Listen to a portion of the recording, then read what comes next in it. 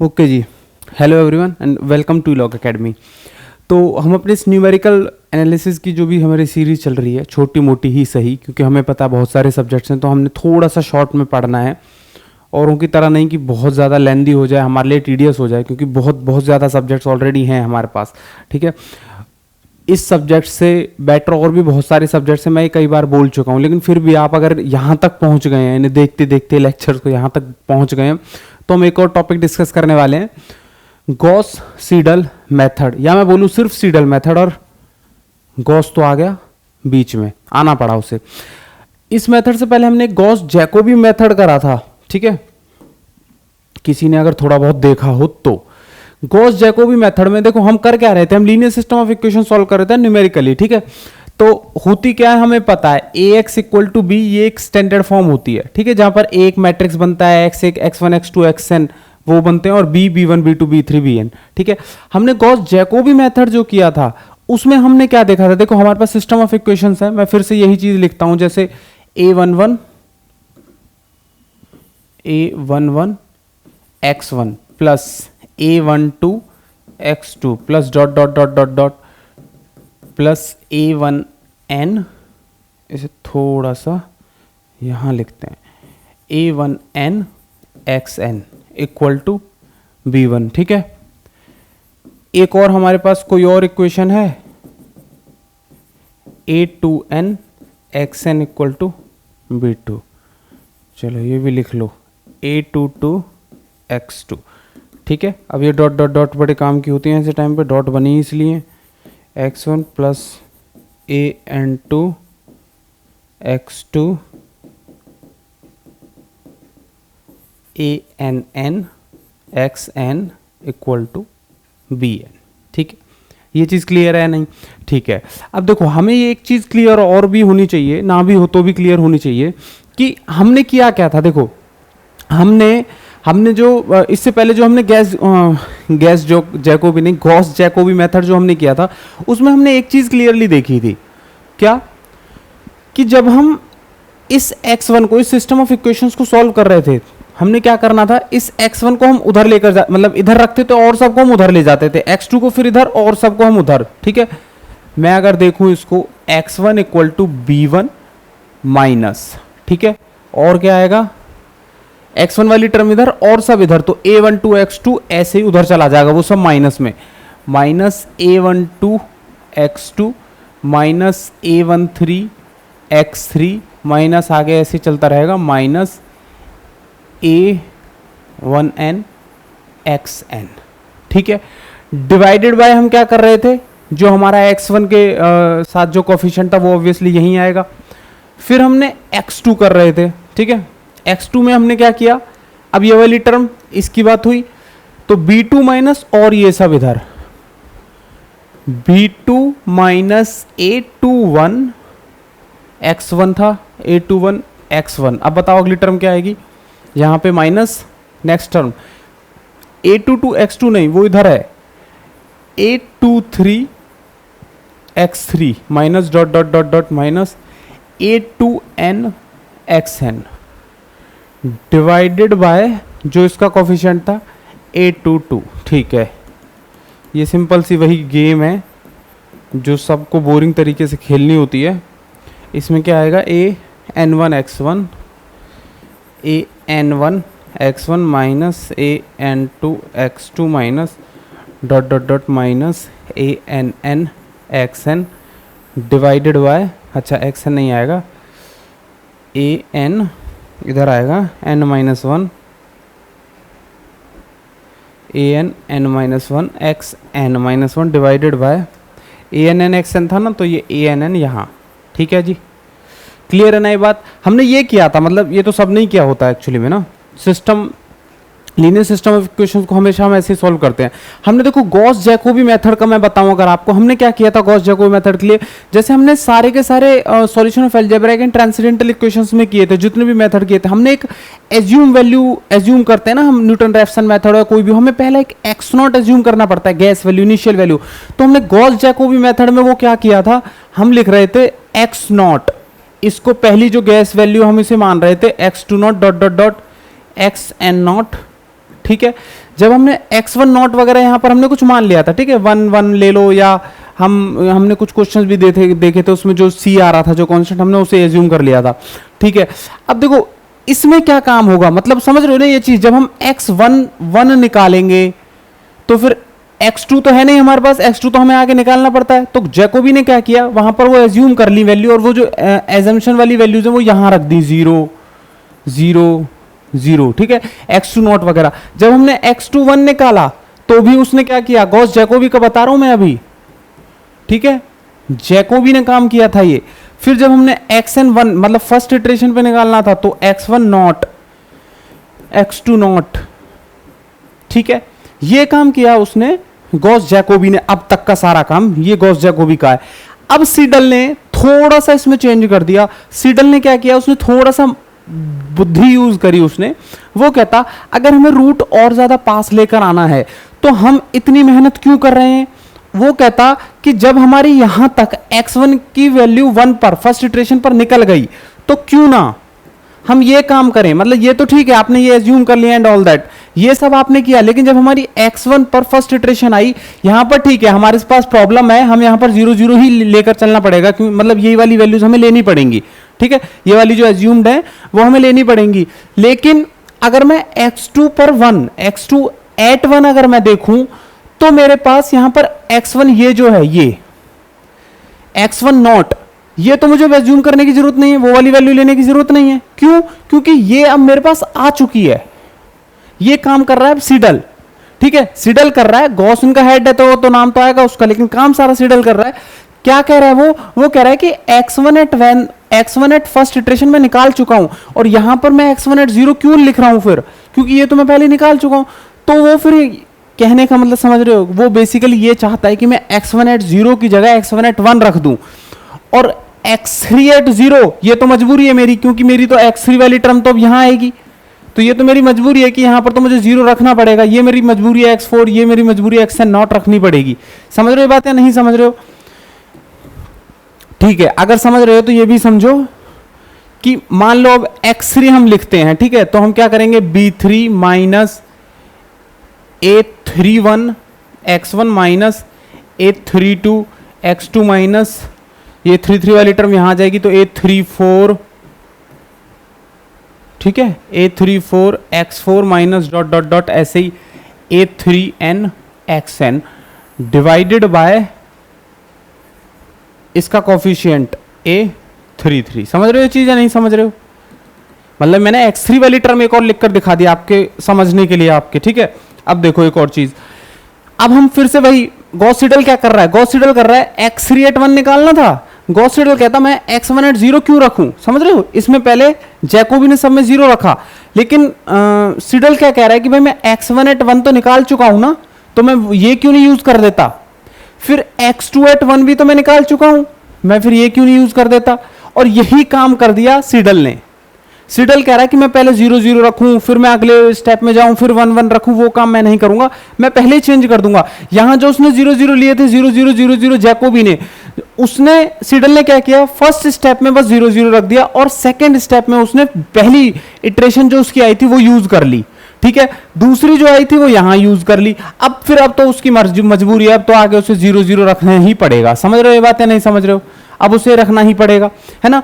ऐसे ही उसने वो काम करता चला गया। तो अब xn एट 1 बताना, अगर xn एट 1 अगर हमें निकालना हो सीडल के हिसाब से, तो सीडल ने क्या काम किया, यहां पर x1 एट 1 रख दिया क्योंकि उसकी निकल गई, x2 एट 1 रख दिया क्योंकि उसकी निकल गई, x3 अगर होता तो at 1, x4 at 1, x5 at 1, xn minus 1 यहां तक आया होगा, तो मतलब xn माइनस 1 भी सॉल्व हो चुका है, तो बेसिकली एट 1 रख दिया उसने। उसके सिर्फ इतने से काम से सब कुछ बदल गया, सब कुछ चेंज हो गया। जहां इटरेशन जहां हमारी गॉस जैकोबी मेथड में 8 इटरेशन जा रही थी या 10 जा रही थी या 15 जा रही थी, अब वो 60 70 मतलब थर्ड फोर्थ हो गई। समझ रहे हो, बिल्कुल एग्जैक्टली हाफ नहीं, 8 की 4 नहीं, लेकिन 8 की 5 हो गई, 10 की 5 नहीं, 10 की 7 6 हो गई, ऐसे मतलब इटरेशंस कम हो गई। सीडल ने इतना जबरदस्त काम किया, लेकिन गॉस चुरा के ले गया सब कुछ। अब देखो एक क्वेश्चन के साथ देखो इस चीज को, मैं इसी चीज को, मैंने यही वाला क्वेश्चन आपको उसमें बताया था, गॉस जैकोबी मेथड में, ठीक है। मैं यही वाला क्वेश्चन अब आपको इसमें बता रहा हूं। उसमें जो हमारी इटरेशंस आई थी 8 या 9 इटरेशंस के बाद हम इसके सॉल्यूशन तक पहुंच रहे थे। अब आप इसमें देखना, उसमें 9 इटरेशंस के बाद हम सॉल्यूशन पे पहुंच रहे थे। अगर अब आप इसमें देखोगे तो इसमें हम करीब करीब 5 इटरेशंस में पहुंच जाएंगे, ठीक है। देखो पहला काम क्या करते हैं, हमें पता है ये बात, x equal to 20 minus y minus z divided by 6, ठीक है। तो ये कुछ आता है 3.3333, ठीक है। माइनस 1/6 को हम लिख सकते हैं माइनस 0.167 y माइनस 0.1667 z, ठीक है। अच्छा अब देखो y की जब हमें वैल्यू निकालनी थी तो क्या आएगा, 6 minus x plus z divided by 4। System of equation ही वैसे ही सॉल्व कर रहा हूं, बस मैं एक्स वाई जेड की वैल्यू जैसे हमें आनी होती है। अभी इसमें कुछ खास नहीं हो रहा है, ठीक है। तो 6/4 की वैल्यू मैं रख देता हूं 1.5 माइनस 0.25x प्लस 0.25z, ठीक है। अब मैं फिर z की वैल्यू निकालता हूं यहां से, 7 minus x plus y divided by 5, ठीक है। ये क्या आया 1.4 माइनस 0.2x प्लस 0.2y, ठीक है जी। ये चीज क्लियर है नहीं है, मतलब इसमें अभी मैंने कुछ करा ही नहीं है तो इसमें क्लियर ना क्लियर होने वाला पॉइंट ही नहीं आ रहा, ठीक है ना, ठीक है। ये चीज क्लियर है। अब देखो हमें पता है, हमने फर्स्ट इटरेशन उसमें भी वही मानी थी जो मैं इसमें मान रहा हूं, एक्स नॉट हमें एज्यूम करना पड़ेगा, ठीक है। एक्स नॉट अगर हम एक्स नॉट देखें तो जो हमारा है एक्स नॉट वाई नॉट और जेड नॉट, ठीक है। ये काम है, ठीक है। हमारे पास एक्स्ट्रा स्लाइड है गई है ना। X nought y nought z nought में हमने क्या किया था, इन्हें मान लिया था हमारी एज्यूम्ड गैस वैल्यू जिसे बोल सकते हैं हम इस केस में, बेशक 1.5 और 1.4। समझ रहे हो चीजें, नहीं समझ रहे हो, ठीक है। अब फर्स्ट जो स्टेप होगा हमारा ये बिल्कुल गॉस जैकोबी जैसा ही होगा। क्यों? क्योंकि हमें इसमें जब हम x एट 1 निकालेंगे, x at 1 y at 1 z at 1 जब हम निकालेंगे तो हमें यहां पर y नॉट z नॉट चाहिए होगा, x नॉट z नॉट चाहिए होगा, x नॉट और y नॉट चाहिए होगा, ठीक है। हमने निकालने चल दिए ये जैकोबी वाला सिस्टम। लेकिन हमें पता है अब हमारे पास क्या डिफरेंस आएगा, देखो इसमें जब हम y एट 1 निकालेंगे तो हमारे पास x एट 1 तो आ गया, तो मैं अब x एट 1 रखूंगा, ठीक है ना। ये सिडल का काम है, x एट 1 रखूंगा। z मेरे को 1 नहीं मिला अभी, क्योंकि z1 तो यहां आगे आएगा, तो z 0 ही रखना पड़ेगा। लेकिन जब मैं z1 निकालने जाऊंगा तो मुझे x और y, ये तो मेरे को 1 आ गए दोनों के दोनों, तो मैं यहां पर x1 और y1 रखूंगा, ठीक है। ये काम हो रहा है बस इन प्रभु की कृपा से, किनसे, सीडल बाबा से, ठीक है। अब देखो इनके आंसर्स मैं आपको सीधा ना आंसर ही लिखूंगा, आप सॉल्व करते रहोगे ऑब्वियसली। ये चीज क्लियर है ना कैसे सॉल्व करोगे, y एट नॉट ये डाल दो जो भी है 1.5, z एट नॉट डाल दो, ये तो देखो सॉल्व करने वाला काम है, इसमें कुछ और तो है नहीं। और अगर इसमें भी कुछ मुश्किल लग रहा है तो देखो फिर दोबारा 10th में जाओ, या 10th में भी बच्चे पॉलिनोमियल पढ़ने लग गए हैं आजकल, है ना। क्या आई हमारी x at 1 I, x at 1 आई हमारी 2.8499, ठीक है। ये हमारी आ जाएगी वैल्यू जब आप इसे सॉल्व करोगे। y नॉट पता है ना, ये वाली वैल्यू, z नॉट ये वाली वैल्यू, ठीक है, जो हमने मानी हुई है, ठीक है। अब देखो 2.8499 आ गई, ठीक है। अब अगर हम y एट 1 देखें तो फिर से वही वाला काम, बस x एट 1, मतलब जब आप इसे सॉल्व करोगे तो यहां पर क्या करना पड़ेगा आपको, जब आप इसे सॉल्व करोगे ना तो आपको यहां पर करना पड़ेगा माइनस 0.25 इंटू एक्स एट 1। अब इधर से कुछ नहीं ले लेना, अब इनमें से नहीं लेना कुछ भी, ठीक है। एक्स एट 1 मतलब एक्स एट 1 जो है ऑब्वियसली आप उनमें से नहीं लोगे, एक्स एट 1 जो है ये वाली वैल्यू, ये वाली वैल्यू यहां, इसका मतलब 2.8499। और फिर जब इसे प्लस करोगे 0.25 इंटू जेड एट 0, ध्यान रखना सीडल मेथड में जेड एट 0 मतलब इसमें ना गड़बड़ क्या होती है, जब एग्जाम में क्वेश्चन आता है कई बार ध्यान नहीं रहता है, हम प्रैक्टिस के हिसाब से वाई नॉट जेड नॉट वही वैल्यू डाल देते हैं और ऑब्जेक्टिव में तो और समस्या हो जाती है, गॉस जैकोबी गॉस सिडल कौन सा था कौन सा नहीं था, ठीक है। हालांकि ये मेथड ऑब्वियसली अब आपको भी दिख रहा होगा कि और ज्यादा फास्ट हो जाता है, और भी ज्यादा कन्वर्जेंट, और भी ज्यादा पावरफुल मेथड है ये, रेदर देन गॉस जैकोबी, ठीक है। लेकिन इसका क्वेश्चन मुझे जो लगता है वो और तरीके से बनता है, इस तरीके से नहीं बनता है, ठीक है। मैं भी वो बताता हूं आपको, वो एक और क्वेश्चन बताता हूं मैं, ठीक है। अब देखो 2.8499, अब आप इसे ऐसे ही सॉल्व करोगे तो ये भी आपका आ जाएगा कुछ y@1 आ जाएगा आपका 1.0167, ये आ जाएगा, एंड z@1 आ जाएगा 1.033, ठीक है जी। बात आई समझ में? नहीं आई? ये चीज क्लियर है। अब यही काम होता है आगे, बिल्कुल मतलब नेक्स्ट स्टेप भी यही होता है। क्या है जी नेक्स्ट स्टेप? x@1 निकाल लिया, अब हमने x@2 निकालना है, फिर y@2 निकालना होगा और फिर z@2 निकालेंगे। x@2 निकालेंगे तो बिल्कुल सेम इसी हिसाब से जाएंगे, 0.3333 माइनस 0.167। अब y@1 आ चुका है हमारे पास, ठीक है, y@1 माइनस 0.1667 z@1 ये आ चुके हैं। जब हम y2 पे जाएंगे तो इधर देखो 1.5 माइनस 0.25 x@1 नहीं, अब x@2 करेंगे, ठीक है। जैकोबी में 1 था यहां, इसलिए मैं ये वाला स्टेप लिख रहा हूं, x@2 कर देंगे, अब यहां पर 2 आ गया, प्लस 0.25 z@1, जो निकल गए मतलब वो आएंगे। ऐसा ना हो यहां पर हम z0 ले लें या कुछ और ले लें, जो जस्ट निकल गया है सिडल में वो वैल्यू आती रहेगी, ठीक है। अगर हम z2 निकालने चलेंगे रास्ते में तो हमें ये मिलेगा 1.5 माइनस 0.2 x2 आ गया है हमारे पास, प्लस 0.2 y, अब 1 नहीं कर देना, ठीक है, y@2 निकल चुका है हमारा। ये ऐसे फिर से आप अब इन तीनों वैल्यूज को निकालोगे तो आपके पास जो वैल्यूज आ जाएंगी मैं वो सीधा लिख देता हूं, x@2 आ जाएगी, देखो 2.9916 आनी है, ये तो हमें पता है, इसका रूट 3 है, 311 है ना, तो ऑब्वियसली थोड़ा और पास जाते रहेंगे बस हम। 1.0104 दूसरी वैल्यू, एंड तीसरी वैल्यू है जी हमारी 1.0038। बात क्लियर हुई नहीं हुई? x2 y2 z2, अब आप ऐसे जब करोगे ना, x3 y3 z3, x4 y4 z4, x5 y5 z5 की मैं आपको वैल्यू लिख रहा हूं, x5 y5 z5 की वैल्यूज में सीधा सीधा लिख रहा हूं, क्या आ रही है? x5 की वैल्यू देखो हमारी आ रही है 2.998, y@5 की आ रही है 1.0001, एंड 1. इसकी भी यही आ रही है 1.0001, ठीक है।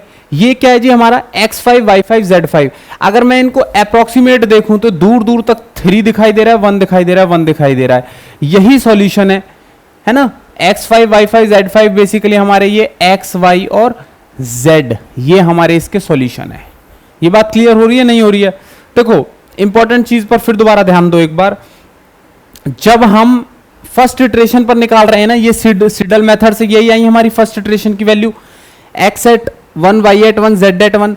अगर आप देखो ध्यान से इसी क्वेश्चन में दोबारा जाओ तो गॉस जैकोबी मेथड में भी यही आई थी। First iteration first step same था, क्योंकि हमने x0 भी सेम लिया था और को इससे इससे डिफरेंस आना चाहिए था x1 z1, लेकिन फर्स्ट इटरेशन में नहीं आता है। रेदर देन सेकंड से हमारी वैल्यूज डिफरेंट हो जाती हैं उस मेथड से, जैकोबी और सिडल में जो डिफरेंस है, और फिर थर्ड फोर्थ इटरेशंस लगाओगे बिल्कुल डिफरेंट, एंड फिफ्थ इटरेशन तक हमें ना ये आंसर मिल जाता है, हमें ये रूट मिल जाते हैं जो हमें चाहिए होते हैं। इसमें रूट बोलेंगे, इसको क्या बोलेंगे, कुछ और बोलेंगे, सॉल्यूशंस बोलेंगे, हाँ ठीक है। हमें बेसिकली सॉल्यूशंस मिल जाते हैं। बात समझ रहे हो नहीं समझ रहे हो? क्लियर कट है। हमारे पास जैकोबी ने जहां पर इसी क्वेश्चन में 9 आइट्रेशंस ली, सिडल ने हमारे पास इसी क्वेश्चन में 5 आइट्रेशन में सिडल ने हमारा काम कर दिया, ठीक है। लेकिन एक और इंपॉर्टेंट बात अब यहां पर आ रही है, अगर मैं इस क्वेश्चन को देखता हूं एक तरीके से, मेरे को जैकोबी से अच्छा मिल गया, मेरे को जैकोबी से फास्ट मेथड कुछ मिल गया है, तो ऑब्वियसली मेरा काम तो बन गया। हाँ, लेकिन एक और चीज बोलता है ये मेथड जो इंपॉर्टेंट है, मुझे ऐसा लगता है कि ऑब्जेक्टिव के लिए ये इंपॉर्टेंट हो जाता है पॉइंट, कि ये जो ax इक्वल टू बी था ना हमारा, इसमें ये और ज्यादा फास्ट कन्वर्ज कर सकता है और भी ज्यादा रूट के पास जा सकता है जब हमारे ए मैट्रिक्स पर कुछ कंडीशंस लगी हों। और वो कंडीशन क्या है, ये बनता है जी ऑब्जेक्टिव का क्वेश्चन। जो यहां तक पहुंच गया, जो इसे सच्ची श्रद्धा से पढ़ रहा है, उसके लिए बता रहा हूं। If A is positive definite matrix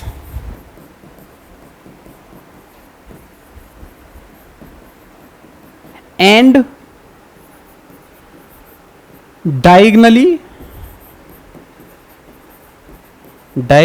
dominant matrix। Sir क्या मतलब है, क्या बोल गया ये? जो इंपॉर्टेंट पॉइंट होते हैं सर वो डिफिकल्ट से कैसे हो जाते हैं? ठीक है, अब देखो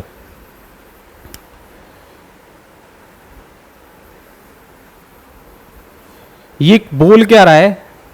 इनफैक्ट इसी एक पर क्वेश्चन उठ भी सकता है, उठना चाहिए, नहीं भी अगर हम कहीं नहीं उठेगा तो हमारी टेस्ट सीरीज में जरूर उठेगा। ठीक है, क्या कि जो मैट्रिक्स है ना, अगर पॉजिटिव डेफिनेट हो और डायगोनली डोमिनेंट हो तो ये और ज्यादा फास्ट कन्वर्ट करेगा। दोनों लीनियर अलजेब्रा के वर्ड्स हैं, दोनों को आपको लीनियर अलजेब्रा में सुनना चाहिए, मेरे हिसाब से पढ़ना चाहिए, आपने वहां पढ़े होंगे। ठीक है, तो बेसिकली काम क्या कर रहा है, पॉजिटिव डेफिनेट मैट्रिक्स का मतलब समझ गए नहीं समझे, पहले तो ये बता दो मेरे को। ये तो इजी है ना, ये तो बिल्कुल सुन ही रखा होगा, जिसकी आइगन वैल्यूज पॉजिटिव हो सारी। बताओ, अब हो गया क्लियर, है ना, कि भाई जो मैट्रिक्स है वो पॉजिटिव डेफिनेट मैट्रिक्स अगर होता है, मतलब ऑल, जिसकी ऑल आइगन वैल्यूज पॉजिटिव हो, उसे हम पॉजिटिव डेफिनेट मैट्रिक्स बोल रहे हैं। तो जो मैट्रिक्स पॉजिटिव डेफिनेट मैट्रिक्स होगा उसके चांसेस बढ़ जाएंगे फास्ट कन्वर्ट करने के। और जो मैट्रिक्स डायगोनली डोमिनेंट मैट्रिक्स होगा, इसका मतलब समझो डायगोनली डोमिनेंट मैट्रिक्स। अच्छा, पहली चीज तो ये एब्सोल्यूट केस की बात करेंगे। जैसे मैं एक मैट्रिक्स लिख दूं, ठीक है, टक टुक टक टुक टक, टक टुक टक टुक टक, टक टुक टक टुक टक। ओके ओके, टक टुक टक टुक टक, ठीक है। स्क्वायर मैट्रिक्स होना चाहिए 1 2 3 4, ठीक है, 1 2 3 4 5। उप्स,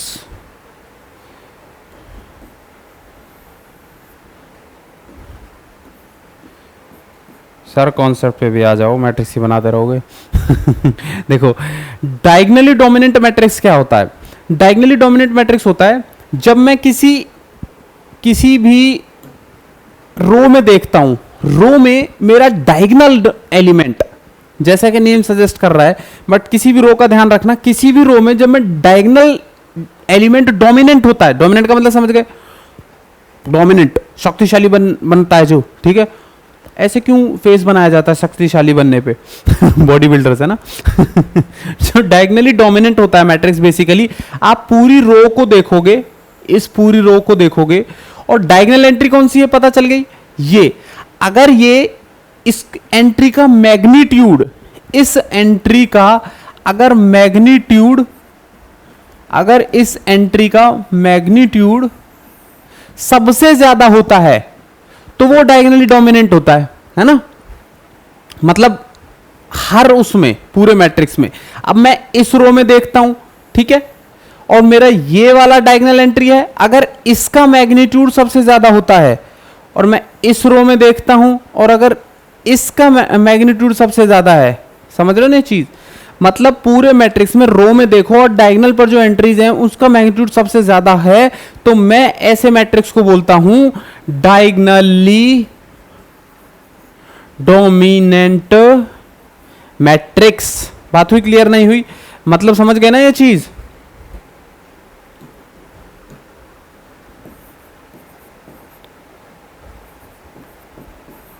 डायगोनली डोमिनेंट है या नहीं है?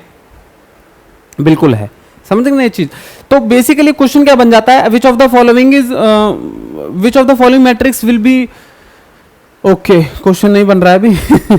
मतलब ऐसे आपको 4 मैट्रिक्स दिए जा सकते हैं जैसे यही हो गया, फर्स्ट ऑप्शन हो गया, ठीक है, और सेकंड ऑप्शन, थर्ड ऑप्शन, ऐसे 4 ऑप्शन दिए जा सकते हैं। वो पूछ सकता है कि इनमें से अगर हम गॉस सिडल मेथड को यूज करें तो कौन सा मैट्रिक्स जल्दी कन्वर्ट करेगा, जल्दी हमें रूट दे देगा। तो हमें अब गॉस सिडल मेथड का कोई काम नहीं है, कुछ यूज नहीं है, क्योंकि उसने ऑप्शन में 4 रूट दिए हैं हमें, और 4 मैट्रिक्स दिए हैं, 4 मैट्रिक्स दिए हैं उसने हमें, और कुछ नहीं दिया है। तो बेसिकली अब बस हमारा काम क्या रह गया, इस मैट्रिक्स को यही सब चेक करना, यही चीजें, पॉजिटिव डेफिनेट मैट्रिक्स देख लो, डायगोनल डोमिनेंट मैट्रिक्स देख लो, समझ गए। डायगोनल डोमिनेंट मैट्रिक्स की बेसिकली अगर मैं कंडीशन लिख दूं एक, अगर मैं डायगोनल डोमिनेंट मैट्रिक्स की एक कंडीशन लिख दूं तो आप इससे भी समझ सकते हैं। एब्सोल्यूट वैल्यू, ये ध्यान रखना, एब्सोल्यूट वैल्यू एक्स आई आई मतलब डायगोनल वाली, x11 x22 x33 डायगोनल वाली, समझ रहे हो ना ये बात। ये वैल्यू जब मेरी ग्रेटर देन हो और सब एंट्रीज से, कैसे लिखूंगा वैसे, एक्स आई और जे, ठीक है सर, अगर आई इक्वल टू जे हुआ तो, हाँ ये बात भी सही है भाई तुम्हारी, तो ऐसे कर लेते हैं, ठीक है। क्लियर है जी ये चीज या नहीं है क्लियर, ठीक है। अच्छा ये चीज भी है, इस पे इसका ध्यान रखना, ठीक है। अच्छा मतलब इस चीज को ध्यान रखना है। डायगोनली डोमिनेंट मैट्रिक्स की बेसिकली मैंने डेफिनेशन लिख दिया आप लोगों के लिए, क्वेश्चन भी क्लियर हो गया। 4 मैट्रिक्स देगा ऐसे ऑप्शंस में, तो ऐसे केसेस में हम ये सब करेंगे, ठीक है ऐसे ही। और ऐसा कोई क्वेश्चन आ जाए तो भैया आप उसका रूट निकाल ही लोगे, हमारे पास पूरा का पूरा गॉस सिडल मेथड हो चुका है, ठीक है जी या नहीं है ये बात, बोलो क्लियर है नहीं है। हाँ सर क्लियर है, पक्का ठीक है। मतलब बेसिकली हमें ध्यान इस पूरे मेथड में, गॉस सिडल मेथड में, बस इतनी सी बात का रखना है कि ये जब पहले हमारी फर्स्ट इटरेशन आ गई तो अब उसे यूज करता जाएगा। जो भी हमारी फर्स्ट इटरेशन आएगी हमारी, जैसे x1 at 1 आ गई तो अब उसे यूज कर लो, x1 at 0 की जरूरत नहीं है, अब x1 at 1 को यूज कर लो। मैंने लिखा नहीं यहां पे, x1 at 1 को यूज कर लो, क्यों, क्योंकि हमारी x1 at 1 आ गई, और जब हम x3 at 1 निकालने चलेंगे तो जो है हमारी x21 और x11 आ गई, तो मैं x11 और x21 ये डाल दूंगा और फिर उसके बाद जो है सब कुछ मेरा 0 0 हो जाएगा। ऐसे ही इसमें अब 1 1 1 इसमें क्यों आ गए, क्योंकि हमने अब सब कुछ निकाल लिया। ऐसा थोड़ी है जैकोबी की तरह कि xn जब at 1 निकालने जा रहे हैं तो 0 0 आ गया, ठीक है, बस उसने इतना सा डिफरेंस किया और इससे बहुत कुछ बदल गया। और हमारे पास इसमें डायगोनली डोमिनेंट मैट्रिक्स, और वो ध्यान रखना हमें पॉजिटिव डेफिनेट मैट्रिक्स का, लीनियर अलजेब्रा ऑब्वियसली पढ़नी है जब हम लीनियर सिस्टम ऑफ इक्वेशंस का हिस्सा कर रहे हैं न्यूमेरिक एनालिसिस में, ठीक है। तो फिर काम हमारा इतना सा है, जो कि हमारा काम हो चुका है। Thank you for watching.